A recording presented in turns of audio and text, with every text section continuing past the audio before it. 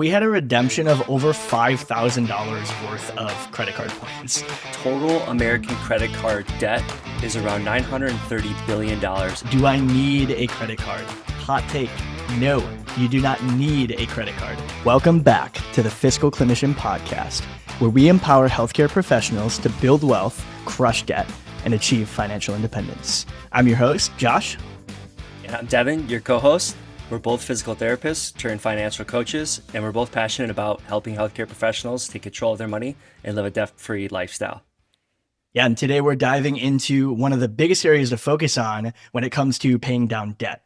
And the focus of today's episode will be on credit cards. We will discuss, do you need a credit card, what a credit score is, and how it affects your financial well-being.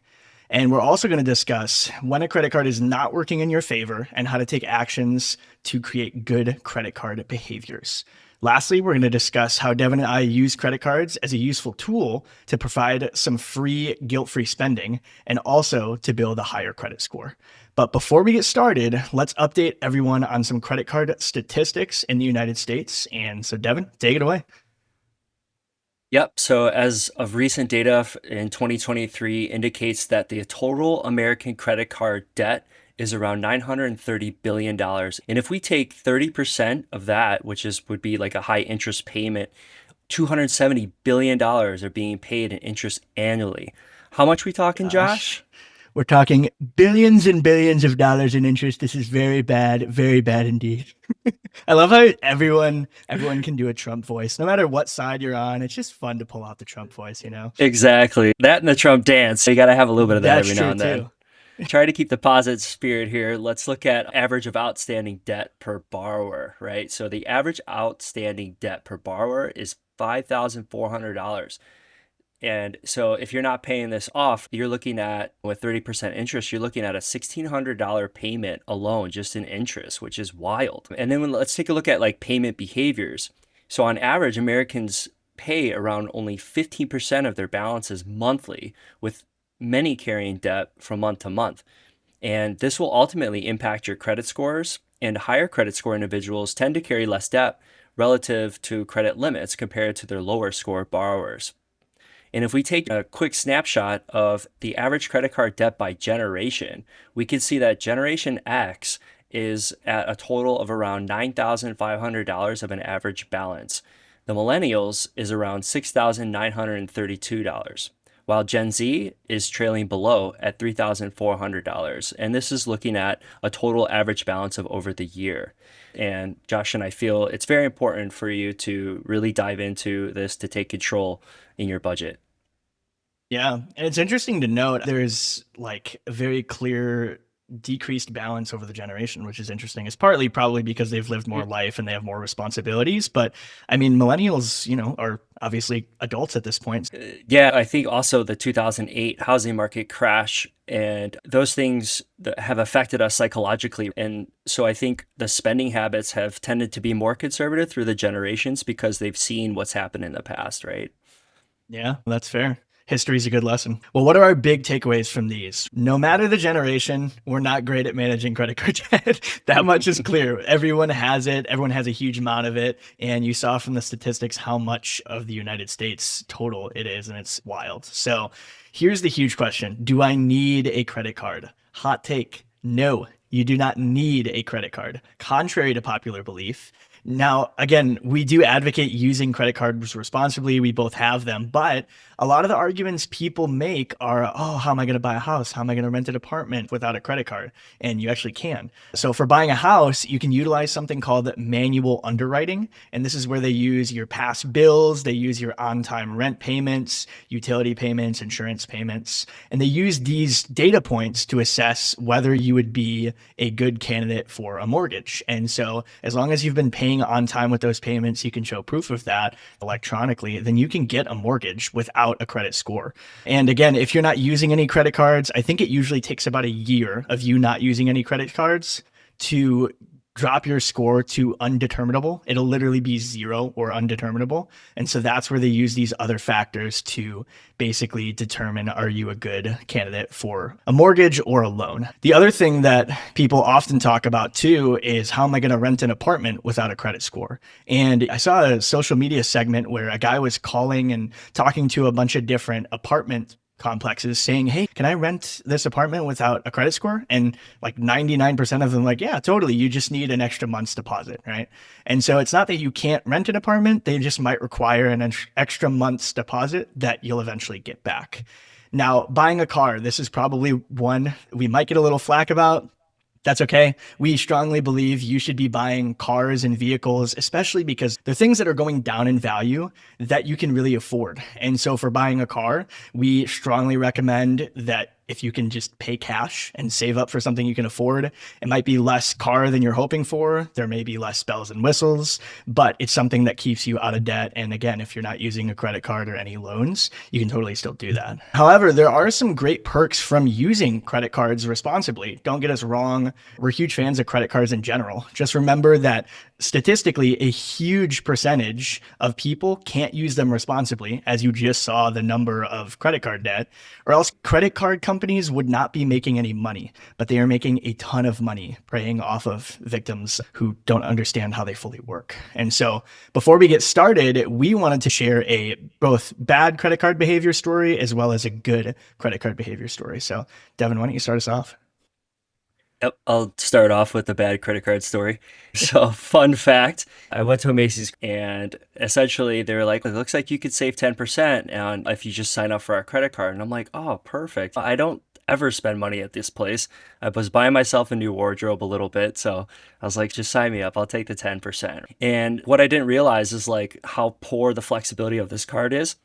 And I can only spend it there, right? Mm-hmm. And so now I feel like the credit card's kind of trapped in its abilities.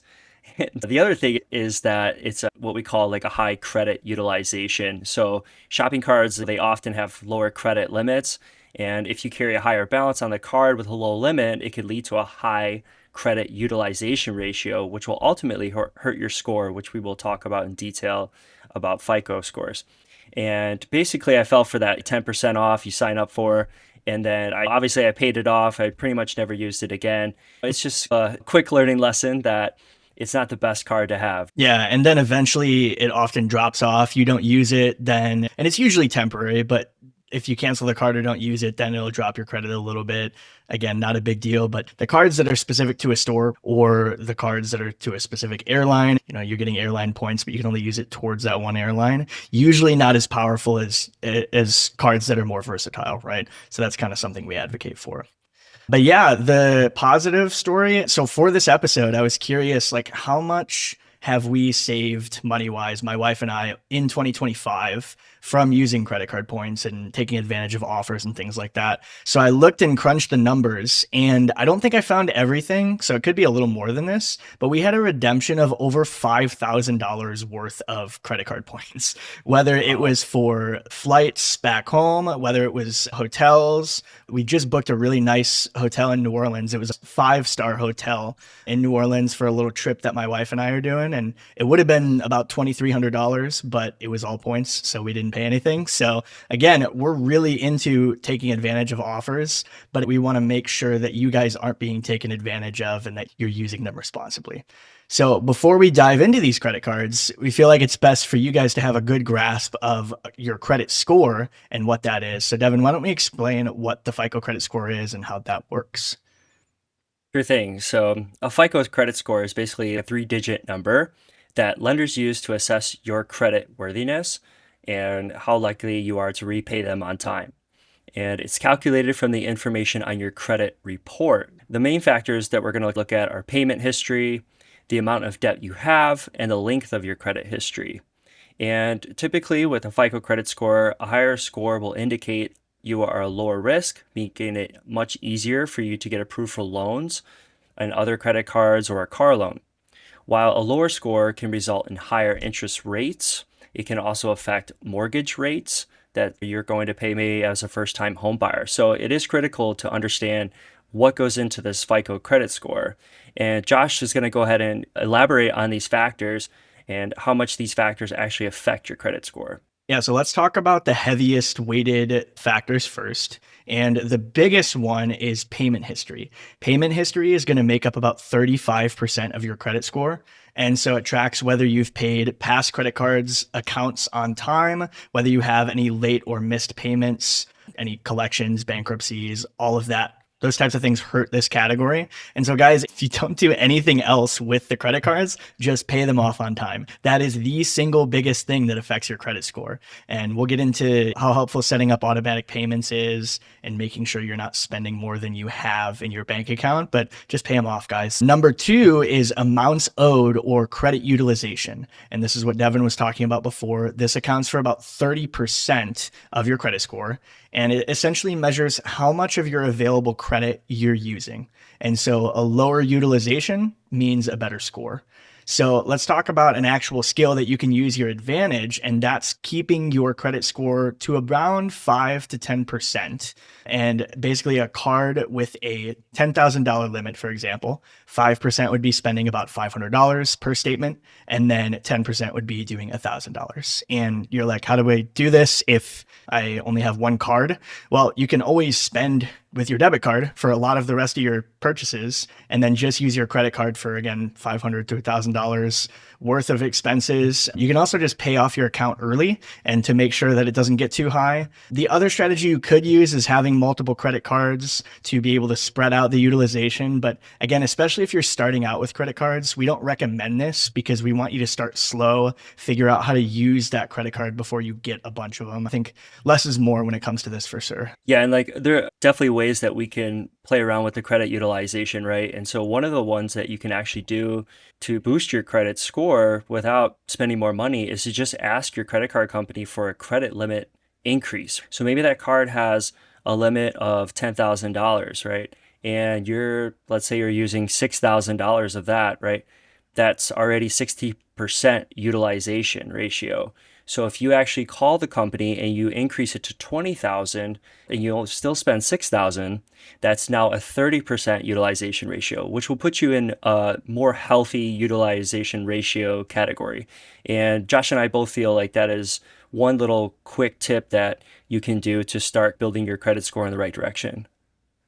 Yeah, and they won't always say yes, but a lot of times they will. They'll just be like, oh, yeah, sure. Especially if you've been consistent, been paying on time, and been a good customer, then they'll be happy to do that. So, but again, guys, just like Devon said, credit card companies are smart. They know when your limit increases, most people subconsciously feel like, oh, I can spend more now. Now that I have 20,000 to use, I could put this much on the credit card, right? And don't fall into that trap, okay? Stick to your budget. That's way more important than however much money you have to spend on a credit card. And if you guys need help with budgeting, you can always look back at episode 3, our budgeting episode. That'll give you some great practicals on how to go about that. And again, Devon and I love to help. These things can be really confusing. And so feel free to use our scheduling link in the episode notes, or you can schedule a session with us for one-on-one coaching at fiscalclinician.com if you guys need help navigating that. So Devon, let's talk about the rest of the factors that also influence your credit score. So we just talked about two of the biggest factors, which was payment history, which is 35%, and amounts owed, which is credit utilization, which is at 30%. So total, that's 65% already of your credit score, and that's why we stress it's super important. Some of the smaller categories are length of credit history, which is about 15%. And this length of credit history mainly just looks at how long your credits have been open, including the age of your oldest account, and then as well as your newest account. And then they take an average of all these ages, and that will develop like an average age for your account. And another one is new credit. 10% of your score is based on new credit. So when you look at how many new credit accounts that are hard inquiries, let's say you go in and you apply for 3 shopping retail cards all within a month span of time, you're signaling to them that you're a higher risk because you're trying to borrow a lot more faster. Another category that affects your credit score is the credit mix, which is 10%. So these are basically just like rewards for having healthy mix of credit types, including credit cards that you may use for travel or cash back. Well, and I was just going to say, so for like length of credit history, what's important to note is that if you have a really old credit card that you can still use and it's like 8 years old, then keep using it, keep it alive, even if you're using it for just like gas or something like that, because that's going to affect your age a decent amount. And credit card companies know that based on psychological money spending behaviors, it is much easier for the paying client to forget the amount in full and forget that they're overutilized. And the point we're trying to make here is in order to take control, you need to pay attention to your monthly budget that tracks that guilt-free spending category. So you can decide when you should buy the item with a credit card or just hold off and not buy it at all. We want you guys to spend your money. We want you to enjoy your money and have fun with it. And we're kind of like Ramit Sethi's plan, really the same ratios. We advocate for 20 to 30% of that guilt-free spending. However, again, that's if you're debt-free and you're kind of working with that type of the plan. If you're still in debt, we advocate for pushing it down to 10%. That still gives you some freedom and flexibility to spend on the things you love. Huge thing with all of this, Devon was talking about just spending in general, is lifestyle creep. And as you make more, or sometimes as we have a credit increase, like we were talking about, people feel tempted to spend a lot more because of that increase, right? And so here's a classic example of lifestyle creep: housing size. If we look at housing size in the 1970s, which is just a little over 50 years ago, not that long ago, the average single family home was roughly 1,500 to 1,600 square feet. That was the average new build or new home, right? Today, in the 2020s, the average new single family home is about 2,300 square feet. That's roughly a 45 to 50% increase in size in the last 50 years. And why is this? I mean, I think there's several factors that could affect it. Part of it is social media. We're seeing all these houses and all these things on our feeds, and we're trying to keep up with the Joneses. Part of it's just we feel entitled for some reason that we should have this big of a house, I guess. I don't know. But again, the takeaway is be aware of your spending as your income increases, as your credit increases, because it's really easy to just continue spending more as you're making more. And again, just continue to pay yourself first, like we talked about in the budgeting episode of making sure you're saving first. So, but this brings us to our three biggest points when it comes to using credit cards. And if you don't hear anything else, guys, please pay attention to these. Number one, never spend more than you have in your bank account on a credit card. This sets you up for failure. It sets you up for paying high interest rates. And if you treat your credit card like a debit card and you see, okay, we want this big thing, it's $10,000, we only have 8. You got to wait. Just wait until you have that extra $2,000 before you go ahead and buy that. Number two, and all these steps kind of work together. The second point is if you're carrying a balance or have carried a balance in the last 3 months, we want you to tuck those credit cards away and switch to a debit card for 3 months, just temporarily. Okay. The loss of points from all these purchases in 3 months is way less valuable than the 25 to 30% interest you're paying because you're carrying a balance. And we'll talk about how those new purchases are accruing interest as well with the grace period. And the last point, and this goes really well with point number one, is set up all your credit cards on auto pay. Because if you're doing number one, you're never spending more than you have in your bank account, which is very simple. It's just don't spend more than you make, right? And if you have those credit cards set up, it'll always pay for itself and you'll never pay any type of interest because you're always paying the statement in full. Now, here's the kicker. Even if you are paying off your card in full, credit card companies are designed with psychology and behavior tactics to make you spend more.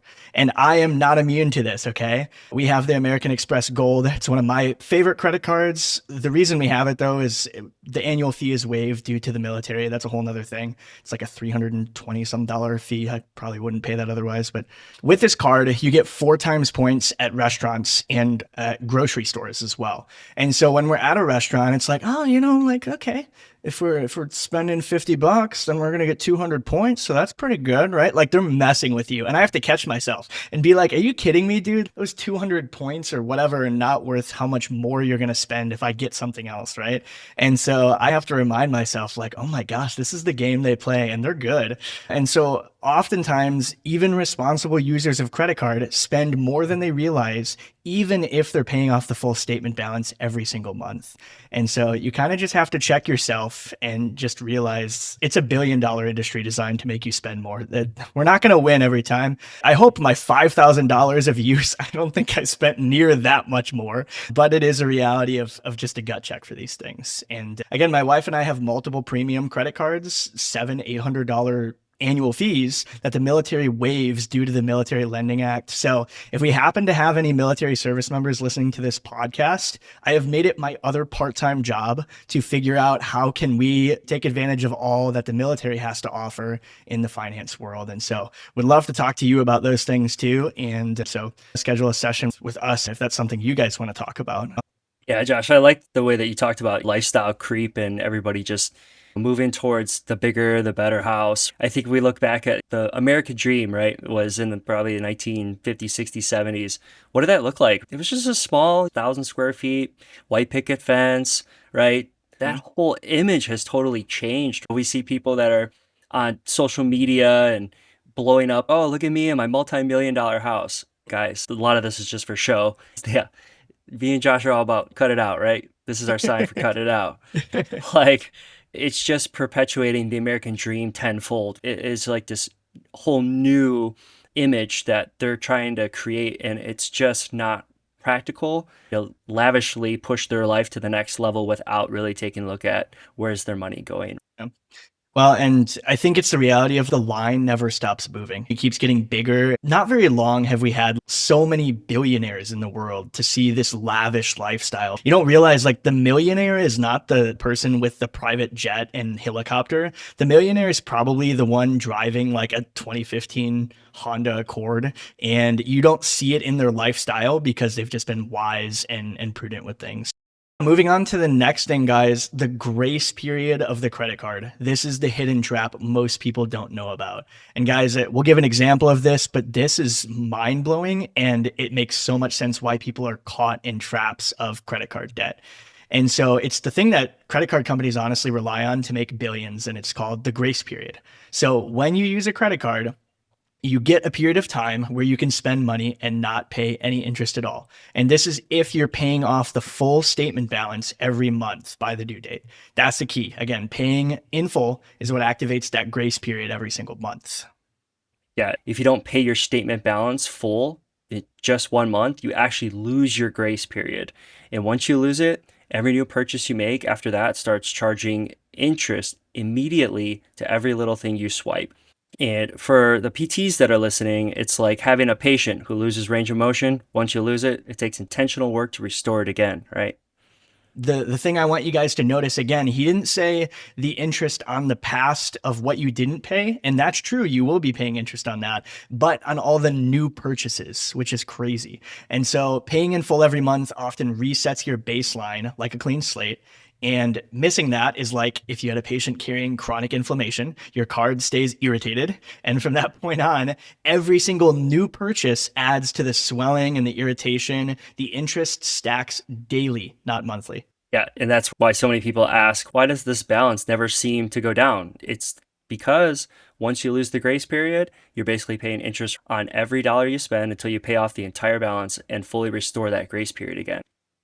This is why we stress the importance of using a debit card for 3 months, because then all of your new purchases aren't being charged with interest. You can just go back and focus on the debt that you have and paying that off first, so you're not adding extra. It's all about paying that statement balance in full, not just the minimum, because that's what keeps the grace period active, which keeps interest away. Let's give a quick example with real numbers to explain how carrying a balance can affect your financial future. Yeah, a lot of people get confused about just carrying a balance, and here's what that actually means. When your statement period ends, you don't pay the full amount you owe. You might just pay the minimum of part of that balance, and the rest carries over to the next month. And that's when the 20 or 30% APR kicks in with daily interest charges on basically whatever you did not pay off. So let's say your statement from the last month is $1,000 due. You only paid $200, right? So the $800 carries forward. You start paying interest on that once the grace period is over. So once you didn't pay the full statement. And now you're paying interest on that $800 until it's paid off. Here's the big nuance that people don't often understand. Since you didn't pay the full statement balance, you are now out of the grace period. So new purchases start to accrue interest the moment you swipe right now. So let's say you didn't pay, that off this past month, you're going into the new month and you are swiping the credit card for your groceries. You pay another $300 on a grocery trip. Since you haven't still paid off the $800, let's say, this now full $1,100 is being charged with interest until you pay off your full statement balance. And there's some slight variation with grace periods depending on the company, but this is standard grace periods and how they work. Now you're paying that full $1,100. And sometimes, depending on the company, it takes you paying several statement balances in full until they'll restore the grace period. So just because you paid off the full previous balance doesn't mean they'll restore the grace period immediately. It might take a couple months for you to kind of prove that you're paying on time before they restore it. And so again, we don't want you charged at 20, 30%. No flight or hotel points are this valuable. They're not even close to that valuable. Yeah, and that's why Josh and I are not in favor of minimum payments, because they're basically just engineered mathematically to keep you in debt for years, and it's just going to keep piling on. And if you only pay the minimum balance, you could literally be paying on that same debt for a decade or more. And this can lead to what we call financing lifestyle inflation, where you're just basically financing your lifestyle at a 20 to 30% interest. It's just not going to work. You got to turn around and focus right back onto your monthly budget and your guilt-free spending tracking to help make sure that you're not just going out of control with your credit card spending. So let's talk about our big action steps and our pro tips. Again, biggest thing, pay in full each month so your new purchases are not accruing any interest if you missed a balance, and never spend more than you have in your bank account on a credit card. Keep your cards on auto pay because again, then they'll pay for themselves automatically. You don't have to think about missing a statement balance. And keep your utilization at 5 to 10% if possible. You can use the other spending, either if you have other credit cards, you can do it that way, or you can do the rest of your spending on a debit card just to stay conservative. Yep. And another big tip in regards to payment history is make sure you're paying well in advance before the due date.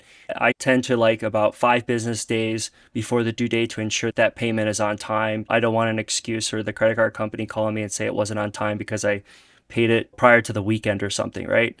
So I'm always being on top of 5 days in advance, pay it off. And then basically another tip is don't apply for more than 1 to 2 cards in a short period. And the lastly is to just avoid using a retail shopping cart because they provide minimal benefit to your credit score and they're basically, not very versatile at all. If you forget to make a payment and you have the money and you're just like, oh crap, I just forgot I didn't have it set up on auto pay, just call the company and be like, hey, I've been a great customer. I haven't missed any payments. I have the money. I'd love to pay it down. Can we just make sure we take off any marks that would have gotten on there from me not paying it? And sometimes if you have the money, you pay it off right away. They're like, oh yeah, no problem. So that's always an option. Just keep that in mind. So our next segment is just using credit cards to your advantage. And here are Devon and I's personal top picks for your credit cards. And a quick note about credit card bonus offers. A lot of times credit cards reel people in with these big bonus offers of you get this much money if you spend this amount.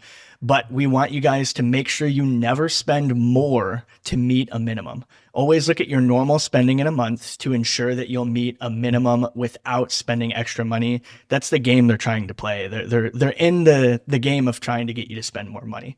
And so I have a couple recommendations. The card that I think gives you the most flexibility while earning maximum points and with a $0 annual fee, and I want to show you guys just $0 annual fee cards today for my suggestions, is the Chase Freedom Unlimited card. This comes with a $200 bonus after you spend $500 in the first 3 months. You get 3% back on dining, 3% back on drugstore purchases, 5% back on travel through Chase Travel Portal, and then 1.5% back on everything else. This is the same point system that my wife and I used to book this New Orleans trip. The points are flexible in that you can do cash back with this card, but you can also spend the points elsewhere. And that flexibility usually allows you to get a little more out of your points than just the standard exchange rate for them, essentially. That's if you want to do a little more work, have a little more flexibility in how you want to spend your points. But another really great, simple cashback rewards card is the Amex or the American Express Blue Cash Everyday card. You get $200 cash back after spending $2,000 in the first 6 months. And again, make sure that you're able to spend this without any changes. You get 3% back on groceries, 3% back on online retail purchases, 3% back on gas, and 1% on everything else. And so look at these categories. If you're someone who eats out a lot, or if you're someone who does a lot more on groceries, you can look back at your budget and see what will give you the most bang for your buck. So yeah, those are my suggestions. Devon, what do you got? Because I live in Hawaii, obviously Costco is a big place we shop, and so is Amazon. So my two biggest cards are the Costco Anywhere card and the Amazon Prime card. And with the Costco Anywhere card, you earn 5% cash back on gas at Costco. They actually take a loss on their gas, believe it or not. Do they really? Yes, they take a loss on their gas because they want you to buy the membership, right? Like the key is you get this benefit. Like literally the gas was $3.79 at Costco in Hawaii, and you drive across the street and it's $4.50 or $4.79. It's basically $1 per gallon. And on top of that, you're getting 5% cash back on the gas there. There's also 3% that you will get on restaurants and eligible travel with Costco Travel, and then 2% on all other purchases from Costco or Costco.com. The other card, Amazon Prime card, 5% back every time that you make a purchase on Amazon.com, 5% on Whole Foods Market, 5% on Chase Travel Benefits, 7% on No Rush Deliveries. They also do gas stations at 2%, restaurants at 2%, and all other purchases at 1%. So I like those two cards because those are the two biggest places that I spend most of my money. The other card that I'm like that's brand new is the Gemini credit card, which is a crypto card essentially. And instead of earning points in cash, you're actually earning crypto. So anytime I take this Gemini credit card, I swipe it, I immediately am going to get a purchase back of a cryptocurrency at my selection. The top 3 selections are also the top biggest cryptocurrencies in terms of market cap. And basically the most influential at this point is Bitcoin, Ethereum, and XRP. So every time you swipe, you're basically getting a small percentage back into crypto. And I do think if you're not into crypto yet, this is a beautiful introduction to gaining a little bit of crypto over time. You're not even going to be thinking about it because you're just spending the credit card and paying it off. So I do think it's a nice way to slowly long-term invest it over time. Yeah, Devon's definitely the crypto man if you haven't learned. And we'll definitely do an episode on crypto specifically. It'll basically be me interrogating him because I think there's some great things about crypto. I'm not really invested in much of crypto at all. And so that'll be a fun episode to get into. So all right, well, some quick action steps from today, guys. Again, if you carry a balance or have carried a balance in the last few months, tuck that card away, use the debit card until it's gone to establish those good habits. Don't bring a credit card back until you've got a written spending plan in place and you are caught up on your balance. And remember, we celebrate making 10 to 12% market returns in the stock market for index funds and investing. Why would we pay 30% to a credit card company? It's just crazy, guys. So for more specifics on card suggestions, feel free to give me a direct message and you can get my free guide on those 2 $0 annual fee cashback cards for more details. Well, reminder, guys, Devon and I love working with people on their money plans and helping people succeed. We want you guys to succeed, to thrive, and retire as millionaires. And so if you're in healthcare or any profession and you want help walking through your money plan, click on the link in the description to schedule a one-on-one coaching session or go to fiscalclinician.com and book a free consult session today to figure out if one-on-one coaching could be right for you. You can also find us at Fiscal Clinician on our TikTok, Instagram, and YouTube accounts. And Devon, where can our listeners find you? You can find me at Health and Wealth Hawaii, which is my Instagram. And I'm also looking for people that are in Hawaii that have a success story about paying off their debt, or maybe even a struggle story on how you're entrenched in debt and you need help. Again, we want to hear your stories because that also will help people relate. And all medical professionals, we're all in this together. We all want you to succeed. So please reach out to us. Yeah, PTs, OTs, SLPs, anything in between, dentists, doctors. We want to hear from you guys. So give us some comments, give us some shout outs. We'd love to hear your stories. Well, that's it for today's episode of the Fiscal Clinician Podcast. Thanks for joining us today. We're excited to catch you for our next episode. So stay tuned, guys.